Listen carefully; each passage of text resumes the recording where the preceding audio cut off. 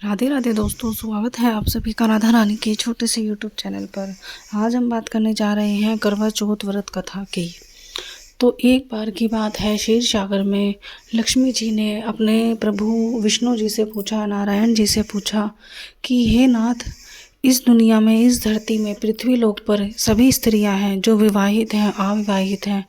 विवाहित स्त्रियां सभी अपने पति की सेवा करती हैं, सभी अपने पति के लिए खाना बनाना, भोजन पाठ इत्यादि करती हैं।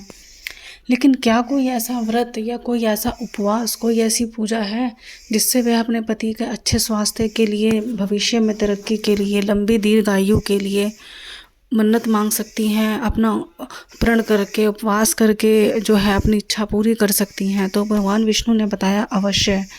आज मैं तुम्हें एक ऐसे व्रत की कथा सुनाऊंगा जो कि महिलाएं अपने पति के लिए कर कर उनको एक दीर्घायु, अच्छा स्वास्थ्य दे सकती हैं। तो कार्तिक महीने के, प्रतिवर्ष के कार्तिक महीने की कृष्ण पक्ष के चौथ के दिन बनाए जाने वाला यह व्रत, जिसको संकट चतुर्थी भी कहा जाता है, उस दिन चौथ माता गणेश भगवान, माता पार्वती की पूजा की जाती है। और उस दिन विधि विधान से जो सुहागन महिलाएं होती हैं वह करवा चौथ के नाम का व्रत रखती हैं, जिसमें वह सारा दिन सूर्योदय से पहले और चंद्रोदय तक बिना अन्न और बिना जल के रहती हैं और चंद्रोदय को अर्घ देकर अपने पति की दीर्घायु, अच्छे स्वास्थ्य और उनकी तरक्की के लिए मनोकामना करती हैं। तो माता लक्ष्मी बोली, हे नाथ, आप सभी व्रत की कथाएं मुझे सुनाते हैं, तो कृपया मुझे इस व्रत की कथा भी सुनाएं। तो भगवान विष्णु ने बोला, अवश्य ही मैं तुम्हें इस व्रत की कथा सुनाऊंगा। तो एक बार की बात है, पद्मावती नगर में एक वेदव्यास नाम का ब्राह्मण रहता था। ब्राह्मण की धर्मपत्नी थी जिसका नाम था शारदाबाई। वह दोनों ही अपना जीवन बहुत सुखी से बिता रहे थे। उनके 7 पुत्र थे। वह अपने 7 पुत्र से बहुत खुश थे, परंतु उनके मन में एक इच्छा थी कि उनके पास एक पुत्री संतान भी हो। बहुत इच्छाएं, पूरी इच्छा मांगने के बाद, बहुत मनोकामना करने के बाद आखिर में भगवान ने उनकी सुनी और माता गौरा ने उनको एक वर के, एक कन्या की प्राप्ति कराई, यानी कि उनको एक बाद में कन्या हुई। कन्या का नाम रखा वीरवती। उनकी कन्या बहुत ही चंचल थी, बहुत ही सुंदर थी, बहुत ही गुणी थी, बहुत ही वैभवशाली थी। धीरे धीरे जब कन्या हुई, उन्होंने खूब जश्न बनाया, खूब उत्साह बनाया। समय बीतता गया, धीरे धीरे कन्या जो है बचपने से बड़ी आयु में आती गई, जवानी में आती गई। और जब वह जवानी में आई तो माता पिता ने, यानी कि जो शारदा भाई थी और जो वेद व्यास नाम के ब्राह्मण थे, उन माता पिता ने अपनी पुत्री का एक अच्छा वर देखकर उसका विवाह कर दिया। विवाह के समय माता पिता और भाइयों को बहुत दुख हुआ, लेकिन समय की रीत और जो रीत चलती आई है वह निभाने के लिए उन्होंने अपनी पुत्री को एक अच्छे, सुंदर, एक गुणशाली और एक अच्छे व्यापारी के पुत्र से उसकी शादी कर दी और उसे अपने ससुराल भेज दिया। वह ससुराल में जाकर खुशी खुशी अपना जीवन बिताने लगी। अपने माता पिता की, अपने सास ससुर की, अपने पति की खूब सेवा करती थी। पूरे घर का अच्छे से ध्यान रखती थी, सभी से अच्छे से बोलती थी। कभी किसी भिखारी को, किसी गरीब को अपने घर से खाली नहीं जाने देती थी। सारे एक अच्छे पत्नी धर्म और एक अच्छी पुत्री और एक अच्छी बहू के वह सारे ही कर्तव्य निभाती थी। तो जैसा कि रीत चलती आई, उसकी शादी के वर्ष पूरे हुए और शादी के बाद उसका पहला करवा चौथ पड़ा। तो जैसे ही उसका पहला करवा चौथ पड़ा तो वह रीत के हिसाब से अपने माता पिता के घर, अपनी माँ के घर अपना करवा चौथ का त्यौहार मनाने आई। तो पूरे विधि विधान से उसने अपना करवा चौथ का व्रत बनाया। सुबह उठी, नहाई धोई, स्नान करा, चांद को अर्घ दिया, सरगी खाई, सारा दिन भूखे प्यासे रही। शाम के समय 4 बजे शाम के समय जो है उसने कथा सुनी, सूर्य को जल दिया। फिर रात के समय की जब बात आई तो वह भूख से बहुत ही व्याकुल होने लगी, उसको चक्कर आने लगे, उसका शरीर धीरे धीरे खराब होने लगा। भाइयों को अपनी बहन से बहुत लाड था, बहुत प्यार था, तो वह अपनी बहन की यह हालत देख ना सके और 7 भाइयों ने मिलकर एक योजना बनाई कि क्यों ना हम अपनी बहन को एक रोशनी के माध्यम से चंद्रोदय का दर्शन करा दें, जिससे वह अपना व्रत खोल सकेगी और वह भोजन कर पाएगी। तो सभी भाइयों ने क्या करा, गांव के बाहर जाकर एक बहुत ऊंची लकड़ियों का झुंड बनाकर उसमें आग लगा दी, जिससे कि आग की रोशनी ऊपर तक जाए। तो जैसे ही वो आग की रोशनी ऊपर तक जाने लगी, रोशनी की जो ज्वाला थी, जो अग्नि की जो रोशनी थी वह चारों तरफ फैलने लगी। तो तुरंत ही दो भाई फटाफट अपने घर गए और घर जाकर उन्होंने अपनी बहन से बोला कि देखो चांद निकल आया है, अब तुम्हें भूख से व्याकुल होने की आवश्यकता नहीं है, अब तुम जाकर अपना व्रत खोल सकती हो। तो जो सातों भाइयों की भाभियाँ थी यानी कि उनकी जो धर्मपत्नियाँ थी, उन्होंने अपनी ननंद को खूब मना करा कि नहीं, तुम्हारे भाई तुम्हारे साथ छल कर रहे हैं, अभी चांद नहीं निकला है, अभी किसी ने भी अपना उपवास नहीं खोला। लेकिन अनजाने में वीरवती ने अपने भाभीियों की बात ना मानकर अपने भाइयों की बात मानी और उसने उस रोशनी को, आग की जो रोशनी थी, उसको चांद समझकर पानी दिया, अर्घ दिया और अपना व्रत उसी समय खोल लिया। लेकिन किसी भी व्रत को आधा तोड़ना या किसी भी व्रत का अपमान करने से घोर पाप लगता है, ऐसा विधि विधान में लिखा हुआ है। तो जैसे ही उसने अपना व्रत तोड़ा, व्रत खोला, चांद को देखकर, चांद नहीं था वास्तव में, वह अग्नि थी, अग्नि की रोशनी को देखकर अपना व्रत खोला, तो पहला टुकड़ा खाते ही उसके खाने में बाल निकल आया। तो उसने वो थाली छोड़ दी। फिर वीरवती की माँ ने उसके लिए दूसरी थाली लगा दी। तो जैसे ही उसने दूसरी थाली खाई तो उसके ससुराल से बुरी खबर आई कि उसके पति की बहुत ज़्यादा तबीयत खराब है। तो उसने वह थाली भी छोड़कर वह भागी दौड़ी, आओ न ताओ देखा, उसने कुछ नहीं सूझी, वह अपने माता पिता के साथ अपने ससुराल अपने पति के पास चली गई। जाके देखा तो उसका पति बहुत बीमार था और मूर्छित हालत में पड़ा हुआ था। तो जैसे ही उसने अपने पति को देखा, वह बहुत बिलख बिलख कर रोने लगी।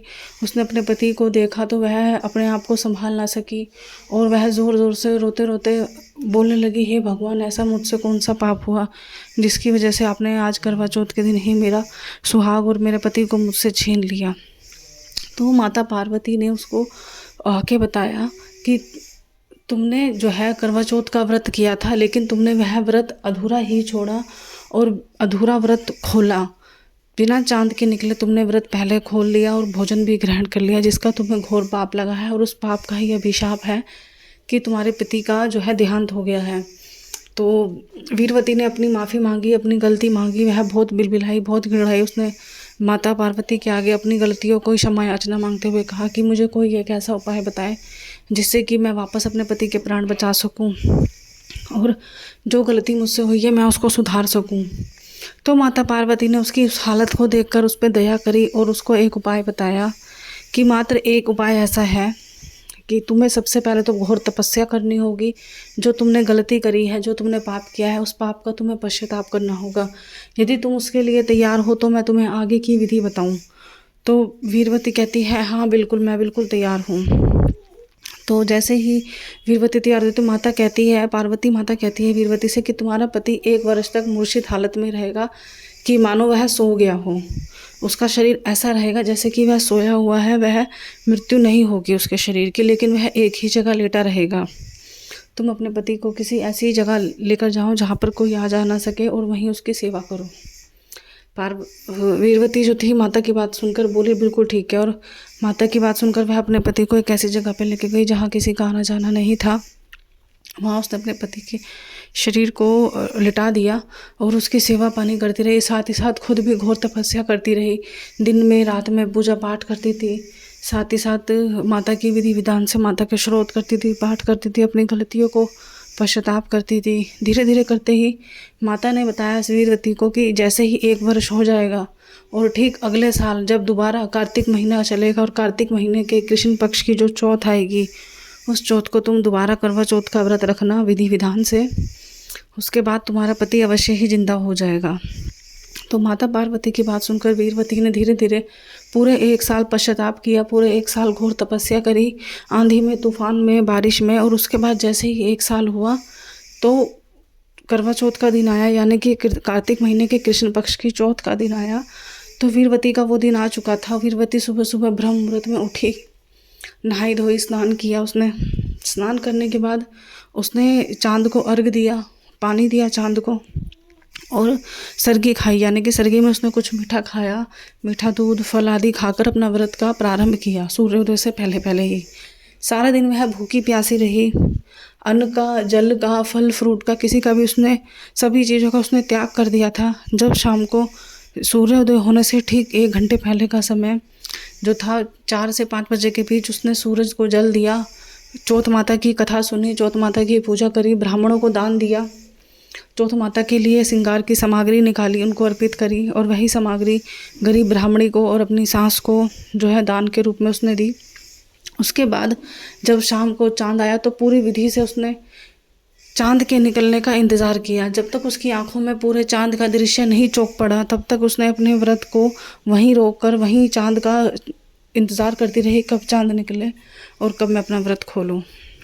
जैसे ही चाँद निकला और चाँद पूरे गोल आकार में उसके सर के ऊपर यानी कि आसमान में छा चुका था, तब जाके उसने चाँद को मीठे के साथ कच्चे दूध के साथ अर्घ दिया और चाँद की आरती उतारी। चलनी में चाँद को देखा और चाँद भगवान से प्रार्थना करी और माता पार्वती से प्रार्थना करी कि हे माता पार्वती, जो मुझसे पश्चाताप हुआ, जो मुझसे गलती हुई, मेरी गलती को क्षमा करें। हे चाँद देवता, मेरे पति की जीवन मुझे वापस लौटा दे और मैं ये जो करवा चौथ के व्रत है आगे से ऐसे ही विधि विधान रखती रहूँगी। तो इतना सुनते ही जैसे ही उसने चाँद को अर्घ दिया तो उसने देखा कि जिस झोपड़ी में उसने अपने पति को रखा हुआ था वहाँ से तेज़ रोशनी निकल कर आ रही थी। तो वह भागी भागी अपने पति के पास गई तो उसने देखा कि उसका पति जीवित हालत में बैठा हुआ था कि मानो वह सो होकर उठा हुआ हो। तो जाते ही उसने अपने पति को गले लगाया, अपने पति के चरण छुए और अपने पति से पूछा, स्वामी तुम ठीक हो? तो उसके पति ने कहा, हाँ बिल्कुल ठीक हूँ, मैं तो अभी सोया ही था, तुम वापस भी आ गई अपना व्रत खोल कर। तो वीरवती ने बोला, नहीं मैंने अभी व्रत नहीं खोला है। तो जब उसका पति ठीक हो गया तो उसके पति ने लोटे का जो पानी था, जिस उसमें करवे में पानी चाँद को दिया था, उसी पानी से अपनी पत्नी का व्रत खुलवाया और दोनों ने अपने विधि विधान से पूजा कर कर अपना व्रत खोला और अपना आगे का जीवन बसर किया। तो दोस्तों यही थी वीरवती नाम की कन्या की, जिससे कि चाँद की जो करवा चौथ की व्रत कथा थी, जो कि प्राचीन समय से ही हमारे भारत देश में प्रचलित है और चलती आ रही है। वीरवती ने इसी करवा चौथ के व्रत की जो महिमा थी सभी लोगों को बताई। गांव के आसपास के लोग भी वीरवती की है तपस्या को देखकर बहुत खुश हुए और सभी को जब यह पता लगा कि 1 वर्ष तक उसका पति मूर्छित हालत में था और वापस 1 साल के बाद उसका पति जीवित हो चुका है, तो सभी लोगों ने आश्चर्य जताया और वीरवती ने सभी कन्याओं को, सभी महिलाओं को करवा चौथ के व्रत की सही विधि और करवा चौथ के व्रत का महत्व बताया कि जिसके बाद सभी कन्याएं जो थी और जो सभी महिलाएं थी शादीशुदा सुहागनें, वह अपने पति की लंबी आयु और स्वास्थ्य अच्छे के लिए यह व्रत रखने लगी थी। तो दोस्तों इस व्रत की कथा से हमें यही सुनने को मिलता है कि जो भी करवा चौथ की व्रत की कथा, जो भी करवा चौथ के व्रत की पूजा करते हैं, सबसे पहले तो हमें सारे व्रत जो है पूरे विधि विधान से करने चाहिए। कोई भी व्रत अधूरा नहीं छोड़ना चाहिए। कोई भी व्रत जो है बिना पूरा हुए हमें अन्न ग्रहण नहीं करना चाहिए, जिसका हमने संकल्प लिया है। इसके बाद दोस्तों जो करवा चौथ का व्रत है वह कार्तिक महीने की कृष्ण पक्ष की चौथ को बनाया जाता है प्रत्येक वर्ष। तो जैसे कि इस साल 2025 में कार्तिक महीने की कृष्ण पक्ष की चौथ जो रहेगी वह रहेगी 9 अक्टूबर की शाम से शुरू हो जाएगी। 9 अक्टूबर को 10:54 से शुरू होकर 10 अक्टूबर को शाम को 7:15 तक रहेगी। सूर्य उदय के हिसाब से हम जो करवा चौथ का व्रत है साल 2025 में बनाएंगे 10 अक्टूबर को।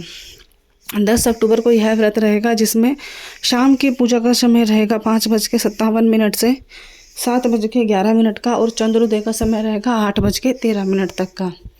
चंद्रोदय से पहले आप अपनी पूजा जो है कर सकते हैं। बाकी जब चाँद निकलेगा तब चाँद को पानी देकर अपना व्रत खोल सकते हैं। इसके बाद जो रहेगा अभिजीत और शुभ योग का मुहूर्त रहेगा 9:02 से 10:35 तक का, जिसमें आप अपना दान कर सकते हैं, पूजा कर सकते हैं। और करवा चौथ के दिन कुछ ऐसे उपाय हैं जिसे कर आप अपने दाम्पत्य जीवन को और खुशहाल, अपने रिश्ते को और मजबूत बना सकते हैं। तो दोस्तों यही थी हमारी कथा। आप सभी को पता है कि मैं इसी तरीके का कंटेंट आपके लिए लेकर आती रहती हूँ। अगर आपको मेरी वीडियो अच्छी लगे तो मेरे चैनल को सब्सक्राइब कीजिएगा, मेरी वीडियो को लाइक कीजिएगा, शेयर कीजिएगा, कमेंट कीजिएगा। मिलते हैं अगली वीडियो में। राधे राधे दोस्तों।